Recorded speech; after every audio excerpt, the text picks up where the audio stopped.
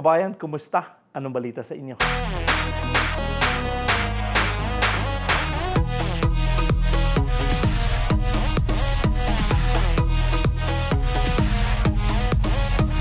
mga job seekers na naghanap ng mga trabaho opportunity dito sa Canada, sana po itong ating mga videos dito sa ating channel ay makatulong sa inyo.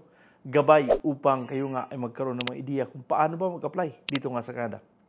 And guys, sabihin ko na sa inyo, ako po ay isang vlogger dito sa Canada at ako po ay walang connection sa mga agencies dito sa Pilipinas or saan man na mga agency dito sa buong mundo. And again, ako po ay hindi rin immigration consultant. Okay? So, but again, sabi sa inyo guys, sa mga ating mga kabayan na gusto at nagbalak ng mga trabaho opportunity dito sa Canada, pwede kayo mag-apply, mag-cross country kayo dito, pwede kayo maghanap ng mga trabaho opportunity doon nga sa Job Bank or Indeed, no? And again, diyan ay napakarami namang mga pinopost at yung ating mga kabayan na nagnais ng mga opportunity dito nga sa Canada. At again, sinasabi ko nga sa inyo na magbasa muna kayo bago kayo mag-apply. Ayusin na inyong mga resume, no? Dahil dito nga sa pag-apply sa Canada, importante na kayo ay mayroong mga work experience upang kayo nga ay matanggap ng mga trabaho sa mga agency man kayo dumaan or dito mo kayo sa mga direct hire ng mga trabaho sa Job Bank o sa Indeed. So, importante na kayo ay mayroong mga sapat na mga qualification at kayo ay may mga sapat na work experience. No? Sa paggawa ng resume, sinasabi ko sa inyo lagi na sana po mapanood niyo buo upang kayo nga ay mabigyan ng mga idea kung paano ba mag-apply, ano bang gawin sa resume. No? Sa resume kasi importante na kayo ay magsulat ng detalyadong resume upang kayo ay maintindihan ng mga employer o agency na bilang isang, ano man ang trabaho nyo, isulat nyo lahat. Okay? Importante po yan. Dahil kung hindi kayo nagsusulat ng mga ginagawa nyo bilang isang, ano man ang trabaho hinahanap nyo or kayo, ano man ang trabaho nyo, talagang mahirapan kayo dito. No? Dahil nga sinasabi ko sa inyo na dito ay ang taas ng kompetisyon, no? Mataas, maraming kompetisyon. Isipin nyo, hindi lang kayo Pilipino ang pwedeng mag-apply dito. Kahit anong mga nationality, pwede kayo mag-apply dito, no? But again, sinasabi sa inyo, tinuturo ko sa inyo na para maging advance yung inyong mga paghahanap ng mga trabaho opportunity sa Canada, importante na maayos ang inyong resume.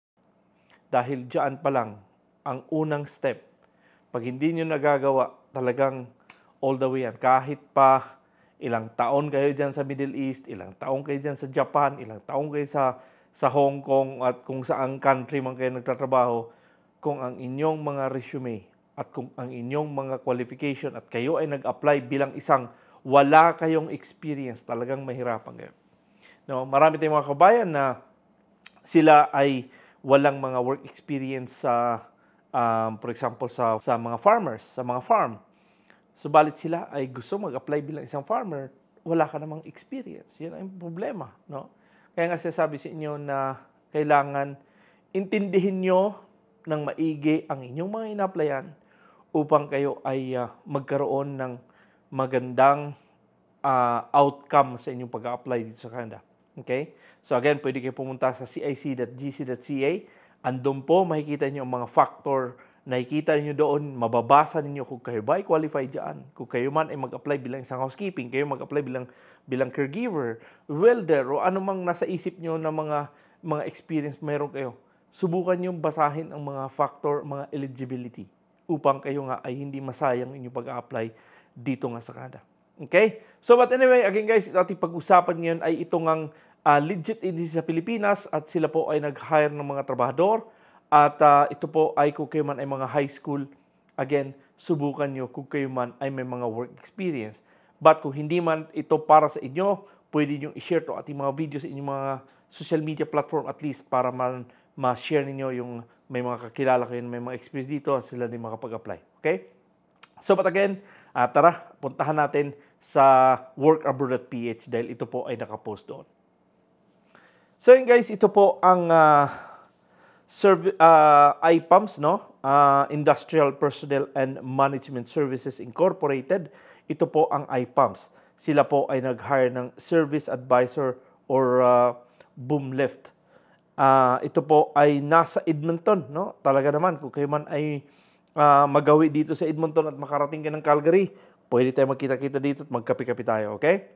So again, sabi ko nga sa inyo, ito po ay 5 katrabahador ang kinakailangan at mayroon pa kayong time para kayo makapag-apply dito dahil ito po ay hanggang sa June 14, okay? Subalit, ito nga ang sinasabi sa inyo, kung kayo man ay may mga sapat na mga qualification dito, ito pong job description, ayusin ninyo at ito ay ilagay nyo doon sa inyong resume, i-copy-paste nyo, dagdagan nyo na lang ng iba kung meron pa kayong mga kaalaman sa pagiging service advisor. Okay? So again, ito po yung unang kinakailangan nila, managing and monitor all service activities for the customers in assigned territory. Okay? Again, apply knowledge, experience, training, documentation, communication to make the correct technical diagnosis and provide the right answer to the customer. Evaluate hydraulic, mechanical, and electrical system using schematic and diagnostic equipment. Organize regular visit to customer, provide call-in service and technical product information. Manage and report open machine downtime case within assigned territory. Provide support and solutions to quickly get machines running in the shortest time frame possible. Follow up and report. Perform training activities. Update training system. Analyzing and improving training programs and software database. Promote Sinoboom where able to suggest service, trainings, and parts during visit. So guys, kung kayo man ay may mga klaseng trabahong ganito, at kung ano pa man ang inyong mga ginagawa bilang isang service advisor, no? Kayo ay nagtatawag, kayo ay talagang alamin nyo yung mga technical na mga problema ng mga sasakyan, mga kliyente. So isulat nyo lahat, no? Importante po na kayo nga ay magsulat dito. And again, ito po ang kanilang qualification. Kung kayo man ay may mga minimum of 5 years work experience is required. Kung wala nga kayong 5 years dito, talagang mahirapan kayo mag-apply. So, hindi kayo makakwalify. And again, candidate must be at least high school graduate, no? Talagang napakagandang opportunity ito kung kayo man ay nagtatrabaho sa mga dealership na kayo ay nagiging service advisor, no? Hindi man ibig sabihin na talagang sa boom lift lang talaga siya.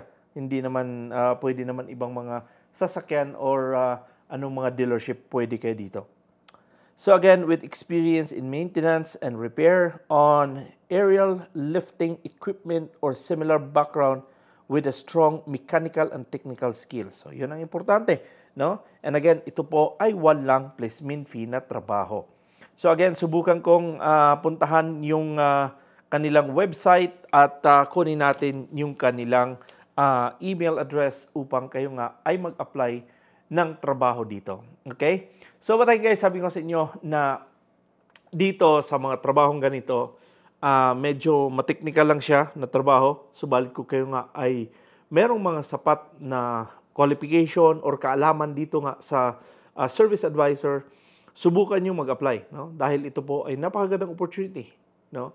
At sana po, kung hindi man to para sa inyo, puntahan nyo itong DMW, puntahan nyo yung PUA. Marami po silang listahan dyan na mga legit agency na pwede nyo applyan papunta ng Canada. Dahil napakagandang opportunity. Sinasabi sa inyo, wala kayong placement fee dito.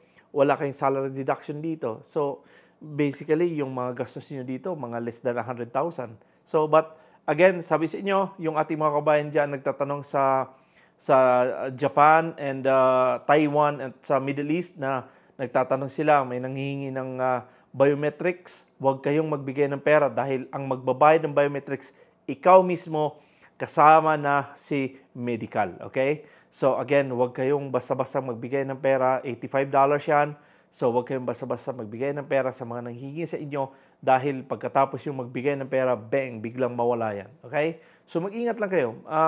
Sabi ko sa inyo, mapagmasid kayo, mapagmatsyag kayo sa inyong mga ina-applyan sa online, mag-ingat kayo dito sa mga Facebook na nagpo-post na nanghingi ng pera sa inyo, talagang wala silang dapat hingiin ng pera sa inyo. Okay? Yun po ay mga legit talaga kung hindi sila nanghingi ng pera. Okay? So dahil ito nga ay pinagbawal ng gobyerno ng Canada na ang mga agency or itong mga employer manghingi ng pera sa mga aplikante. Pinagbawal po yan. Okay? So what I sabi sa inyo guys, importante na kayo ay mag-research, importante na kayo magbasa upang kayo nga ay magkaroon. Medyo lalawak yung inyong idea kung saan at ano ba ang pwedeng applyan ninyo. No? Marami tayong mga time. Sana po ay itong pagpunta nyo sa Canada, bilis-bilisan nyo na habang medyo hindi pa ganun ka stricto ang Canada. Dahil, ngayon talagang ang Canada pabago-bago ng sistema. No? Yung international student, medyo niluwagan nila. Ngayon, medyo nagtatight na naman sila. So, again, sabi sa inyo, time to time, i-check ninyo yung website ng Canada, yung cic.gc.ca. Magbasa-basa kayo kung anong mga update sa Canada. Marami namang mga website na pwede nyo mabasahan. But again, sabi sa inyo, nasa inyo po yan. Kung kayo ay maniniwala sa akin na itong mga advices ko sa inyo, dahil ito naman ay para sa inyo, dahil ako, itong ginagawa ko hindi para sa akin, dahil ako ay nandito sa Canada na. Okay?